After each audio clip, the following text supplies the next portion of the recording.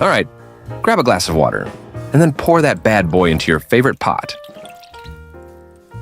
Go ahead and toss the sugar in too. The ingredients for making churros are super simple. Stuff you probably already have in your kitchen. Okay, take another half teaspoon of salt, add it to the pot, and stir everything well so that the sugar and salt dissolve completely in the water. Now just add some butter. Chop it into small cubes if you want, but no big deal if you don't. And we can fire up the pan on medium heat. Just hang tight for the butter to melt. It's pretty speedy, takes about a minute. Then give it a good stir to mix things up. When the butter and water are on the verge of boiling, it's time to add the flour. Grab a cup of flour and dump it straight into the pan. Then toss in 2 extra tablespoons for good measure. Take your wooden spoon and get stirring. Whip that mixture like you mean it, fast and furious, to avoid any lumpy surprises. At first, the dough's going to be sticky, like a reality TV drama, but keep at it.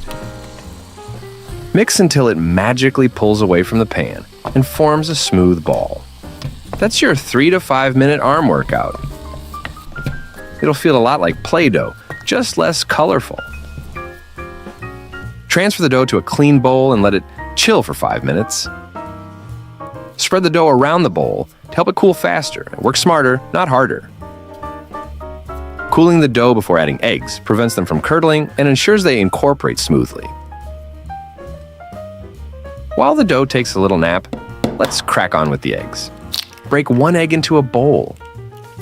Give it a good whisk, like you're mad at it.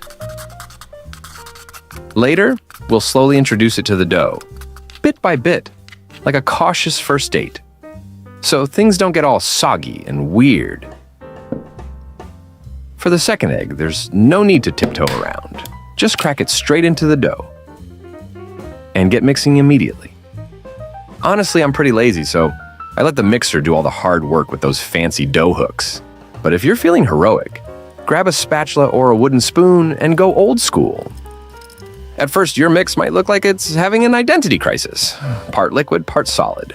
Just keep mixing and they'll eventually play nice and turn into a smooth, happy mixture.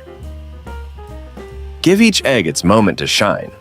Blend it in fully before the next one joins the party. It's getting there, but the dough's still a bit too chunky. Time to call in the egg again, only this time, not a whole one. Just a bit of the beaten egg. I'll throw in about half for now, and then we can always add more if we need to. Oh, the dough's turning lumpy again, but no worries, we can handle this. Just keep mixing. It's definitely better, but still a bit too thick. So I toss in the rest of that first egg and keep going. The final dough should be smooth, shiny, and thick enough to hold its shape, ready to strut its stuff. Just a little more, and we've got it. That's better. Honestly, I could have added more egg for a smoother mix, but I'm feeling greedy today. All that's left is to slap some cling film on it and toss it in the fridge for a little chill time. Meanwhile, let's whip up a yummy chocolate sauce for our churros. Just mix a little less than a teaspoon of cornstarch with 2 tablespoons of water. Grab that chopstick or whatever and give it a whirl. Make sure it's all nice and blended. No lumps, just groove. Set it aside for now. Okay, let's get our chop on with the chocolate. No need to go overboard, just a smidge under 2 ounces or 50 grams will do the trick. I'm all about that 70% cacao dark chocolate life, but grab whatever chocolate you got lying around. All right, take that chopped chocolate and pop it into a saucepan, and aim for one with a thick bottom if you can. Next up, sprinkle in some sugar. I know, mixing sugar with chocolate might raise some eyebrows, but trust me on this, it's going to be scrumptious. We're almost at the finish line. Just pour half a cup of milk into the mix, and we're ready to crank up the heat. Fire up that stove to low, and let's get that pot on there. Give the chocolate some time to melt down.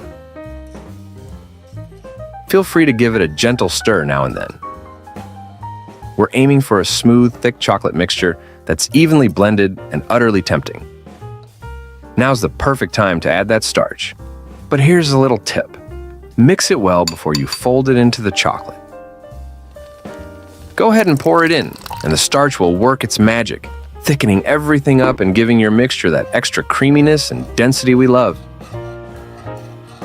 Let it cook for just a minute or two until it thickens into a lovely creamy texture. Alrighty, let's pour that yummy sauce onto a lovely plate. Truth be told, I could happily gobble up this sauce even without the churros. But we can't forget about the main event. Now, the only thing left is to fry our churros. Pour about half a liter of vegetable oil into a frying pan.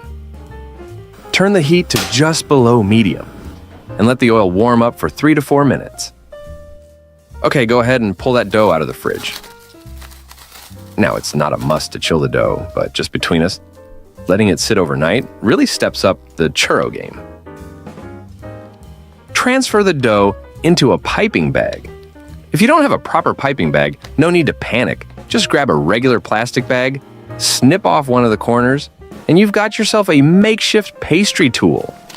It might not look professional, but it'll get the job done. Gently squeeze the dough out onto baking paper for perfect-looking churros. But if you're in a hurry, press them straight into the pan. They might not be as pretty, but they'll be just as tasty. I highly recommend using a French star tip. It's a small touch that makes a big difference. Alright, dip a wooden stick in oil. Steady bubbles mean it's ready. Now here comes the best bit. Snag that paper holding the churros and ease them into that sizzling oil. Watch your fingers though, trust me. Getting burned is no joke, and yeah, I learned that the hard way. Press the paper into the oil, and in a few seconds, the churros will float up like they're on vacation. Oops, I'm not very good with chopsticks, and the tongs just can't grab the paper tightly enough to pull it out. Fry until golden and crispy. Usually takes about 2 minutes per side, but keep an eye on it. It's all about that perfect color, not the timer. After a couple of minutes, our churros are ready. Carefully remove them and let the oil drain. Now toss them into your favorite bowl, like you're serving royalty, and dig in right away. Gotta eat them while they're hot. The warm, crispy churros dipped in that rich, creamy chocolate sauce. Absolutely irresistible. You gotta try it.